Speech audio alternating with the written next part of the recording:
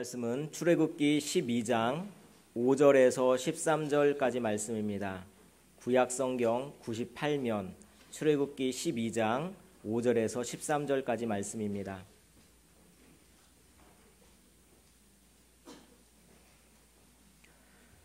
한 절씩 교독하시겠습니다. 너희 어린 양은 흠없고 1년 된 수컷으로 하되 양이나 염소 중에서 취하고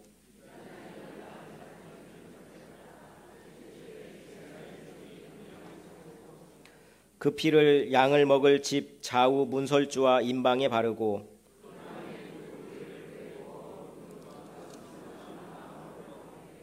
날 것으로나 물에 삶아서 먹지 말고 머리와 다리와 내장을 다 불에 구워 먹고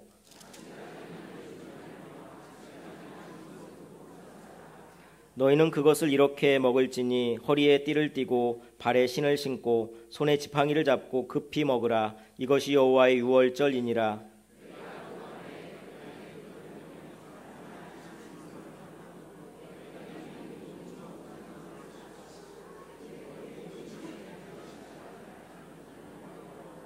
함께 읽겠습니다.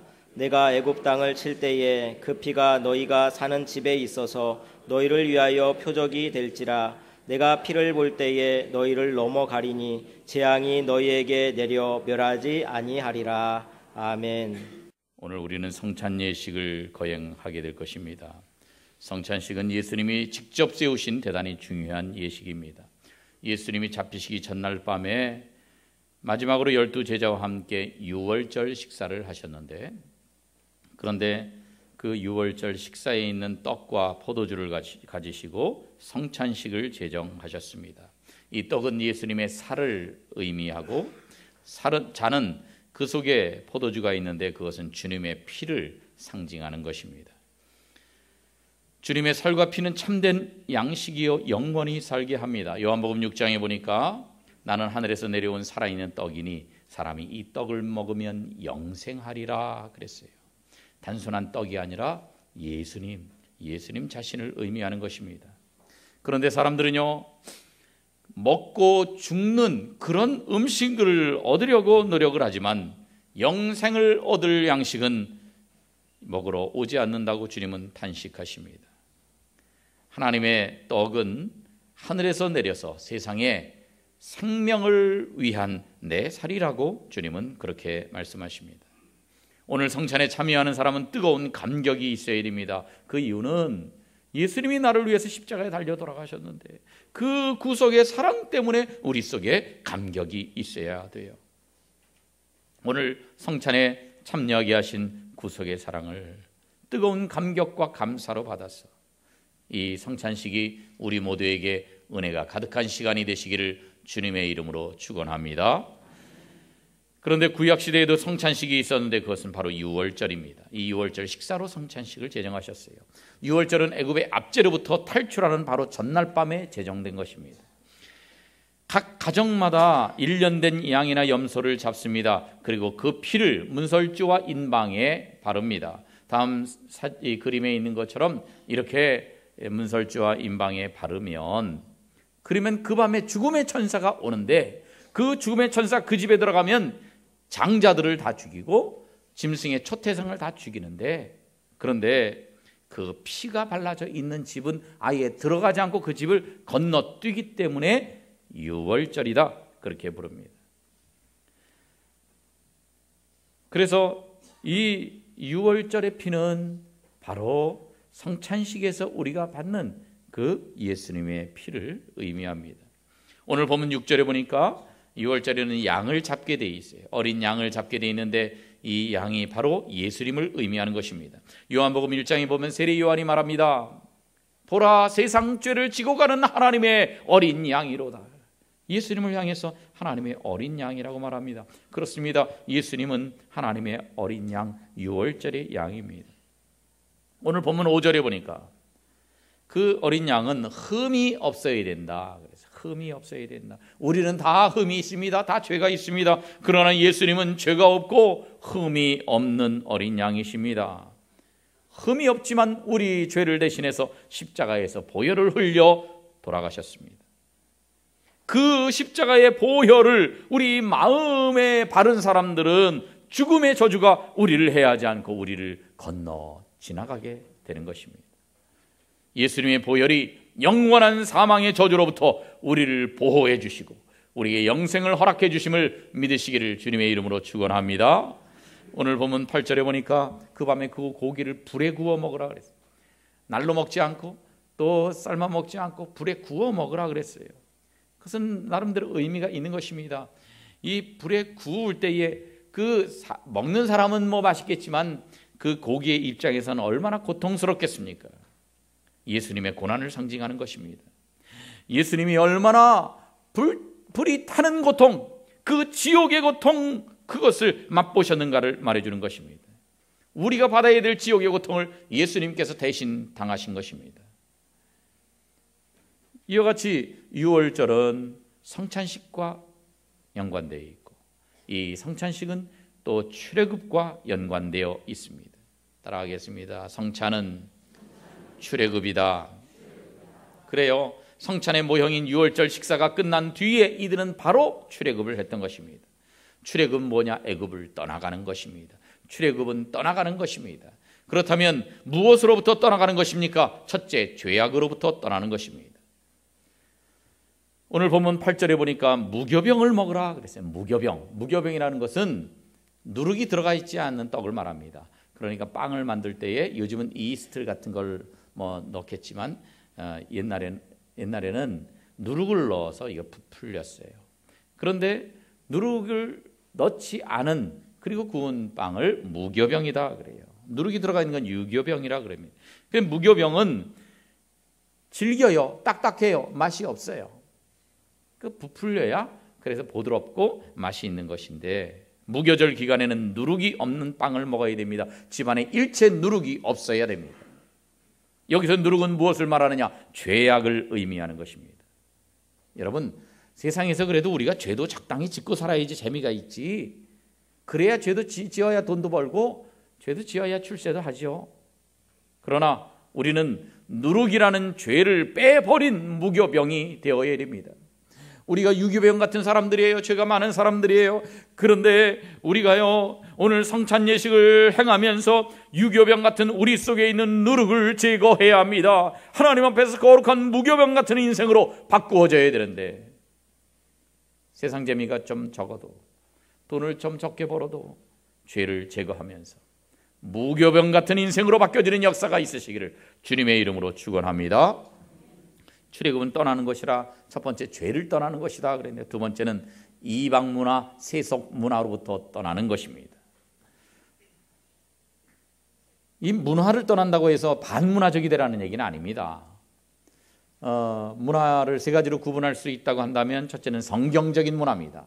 그리고 가치 중립적인 문화가 있습니다. 그리고 반성경적인 문화가 있습니다. 성경적인 문화는 아닐지라도 가치 중립적인 문화까지 우리가 수용할 수 있어요. 이것까지 이제 거부하면 반문화적이 되고 폐쇄적이 되는 겁니다. 그러나 반성경적인 문화는 이것까지 수용하면 안 되는 거예요. 반성경적인 문화로부터 우리는 떠나야 합니다. 하나님께서 이스라엘 백성들을 애굽에서 탈출시키신 이유가 있습니다. 그것은 애굽의 문화에서 탈출시키고자 하신 것입니다. 애굽의 우상 숭배 문화, 애굽의 미신 문화에서 탈출시키신 것이고 애굽의 인본주의 문화, 성적 타락, 물질 만능주의 가치관에서 탈출시켜 주신 것입니다. 그래서 참된 성도의 모습은요, 비록 세상을 우리가 완전히 떠날 수는 없지만 이방 문화 속에 섞여 살면서도 그 문화에 침식당하지 않고 그 문화에 물들지 않고 구별되게 살아가는 것입니다. 하나님이 아브라함을 갈대아 우르에서 불러내서 그곳을 떠나게 하신 뜻이 무엇입니까? 갈대아 우르의 이방의 사람들이 우상을 숭배하는 그런 문화, 인본주의의 이방 문화에서 떠나서 새로운 신본주의의 문화를 형성하며 살게 하려 하신 것이 하나님의 계획이었던 것입니다. 그래서 우리는 이렇게 우리 속에 있는 인본주의 문화, 내 생각대로 사는 문화, 내 이익을 최우선으로 하는 그런 잘못된 세속 문화로부터 떠나야 합니다. 우리는 세상 사람들의 생각, 세상 사람들의 인생관과 가치관을 따라 사는 것이 아니라 그리스도의 마음과 생각을 품고 예수님의 가치관을 가져야 됩니다. 그래서 보이지 않는 영적 세계를 추구해야 돼요. 세상 사람들은 눈에 보이는 것을 추구하지만 우리는 보이지 않는 것을 추구하는 사람들입니다. 그래서 영적 세계를 추구하면서 그 안에서 기쁨과 보람을 찾아야 되고, 그리고 세속 문화를 떠나는 성도의 모습을 가져야 하는 것입니다. 아무쪼록 오늘 성찬을 받으면서 우리 성림의 식구들이 세상적이요 정욕적이요 마귀적인 반성경적인 문화에서 떠나시기를 주님의 이름으로 축원합니다. 세 번째, 급히 떠나야 합니다. 오늘 본문 11절 말씀에 보니까 유월절 식사를 할 때 이렇게 식사를 하려는 거예요. 허리에 띠를 띠고 발에 신을 신고 손에 지팡이를 잡고 급히 먹으라는 거예요. 유대인들은요, 이 식사하는 풍습이 우리와도 좀 달라요. 어떻게 하냐면 옆으로 누워서 먹습니다. 완전히 눕진 않고 비스듬히 반쯤 누워요. 그래가지고 먹어요. 그러니까 편안하게 먹는 겁니다. 그런데 이렇게 릴렉스하게 아주 편안하게 그렇게 식사를 해야 되는데, 그런데 유월절만은 안 그러는 거예요. 서서 먹으라는 거예요. 다음 그림처럼 누워서 먹는 게 아니라 서서 먹어야 해요. 서서. 유월절 식사는 허리띠를 풀어놓고 편하게 먹어야 되는데 허리띠를 졸라매고 먹으라 그럽니다. 신발을 벗고 편하게 먹어야 되는데 신발을 신고 급히 먹으라고 말합니다. 이것이 무엇을 의미합니까? 우리가 죄악으로부터 탈출하는 것, 이방 문화로부터 탈출하는 것은 천천히 할 것이 아니라 시급히 해야 한다는 의미입니다. 시급히 해야 된다. 내가 짓는 죄에 한 달만 더 짓다가 끊지, 그게 아니에요. 지금 바로 급하게 즉시 끊어야 한다는 것. 내가 점치는 습관이 있는데 점치는 습관 올해는 그냥 계속하고 내년부터 끊지, 내년 연초에 신년 운세까지는 한번 보고 그 다음에 끊지, 그래서는 안 된다는 겁니다. 급하게 지금 즉시 없애야 된다는 거예요. 성적으로 깨끗지 않은 습관이 있다고 한다면 이것을 나중에 끊겠다는 것이 아니라 즉시 없애야 됩니다. 도박하는 습관이 있다면 이것도 나중에 없애지가 아니라 즉시 없애야 된다는 거예요. 우리의 탈출은, 우리의 떠나는 것은 나중에 떠나는 것이 아닙니다. 유월절 식사를 급히 하고 바로 출발해야 되는 것처럼 시간을 다투는 것입니다. 죄를 떠나되 나중에 떠나겠다고 생각하지 말고 오늘 즉시 떠나버리는 여러분 되시기를 축원합니다. 마지막으로 완전히 떠나야 됩니다. 완전히 떠나야 됩니다. 출애굽은 완전한 출애굽이어야 됩니다. 모세가 바로 왕에게 가서 우리 민족들 출애굽하겠다 그러니까 안 된다 그럽니다. 그래가지고 나중에는 하나님 앞에 재앙을 당하니까, 그러니까 양보한 것이 너희 남자들만 가라, 여자들과 어린아이들은 두고 가라. 안 된다. 그런데 바로 왕이 허락하지 않습니다. 하나님이 또 애굽을 치십니다. 그러니까 그때 가서는 또 바로 왕이 뭐라 그러느냐, 출애굽기 10장 24절에서 너희는 가서 여호와를 섬기되 너희 양과 소는 머물러 두고 가라. 일부를 남겨두고 가라는 겁니다. 볼모로 잡아두겠다고 하는 것입니다. 여러분, 일부를 남겨두면 애굽을 떠나지 못합니다. 금방 돌아오게 됩니다. 우리가 죄악을 탈출할 때에도 완전한 탈출이어야 돼요. 죄악의 일부분이라도 남겨두면 출애굽이 아닙니다. 미국 풀러 신학교 교수인 찰스 크래프트 박사가 이런 책을 썼어요. 사악한 영을 대적하라. 여기서 이런 비유를 얘기를 해요. 음식 쓰레기 같은 게 있는데 그 음식 쓰레기를 처리하지 않고 쥐만 쫓아버리면 조금 지나면 쥐는 다시 돌아온다는 거예요. 우리 심령도 똑같다고 하는 겁니다. 우리 마음속에 있는 사악한 영들을 내어 쫓는 것도 중요하지만 그거보다 더 중요한 건 뭡니까? 사악한 영들이 좋아하는 내 마음속의 쓰레기들을 제거하는 것입니다. 이 더러운 것들이 있으면요, 파리가 막 꼬여와요. 파리를 쫓아버리는 것도 중요하지만 그건 소용없어요. 금방 와요. 거기는 더러운 것들을 완전히 없애버려요. 흔적까지 없애버리고 물로 청소를 깨끗이 해버려야 돼요. 그래야 파리가 다시 오지 않는 것입니다.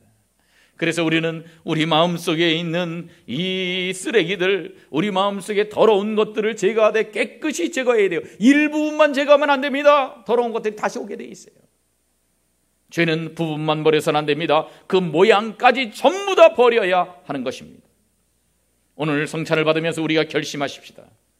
죄악으로부터 탈출하되, 세속문화로부터 탈출하되, 나중에 탈출하는 것이 아니라 지금 즉시 탈출하겠다고. 하나님이 싫어하시는 불경건한 습관으로부터 바로 탈출하겠다고. 그리고 이방 문화와 세속적인 가치관으로부터 조금만 나가는 것이 아니라 완전히 탈출하겠다고 결심해야 합니다. 왜냐하면 성찬은 떠나는 것이기 때문에 그렇습니다.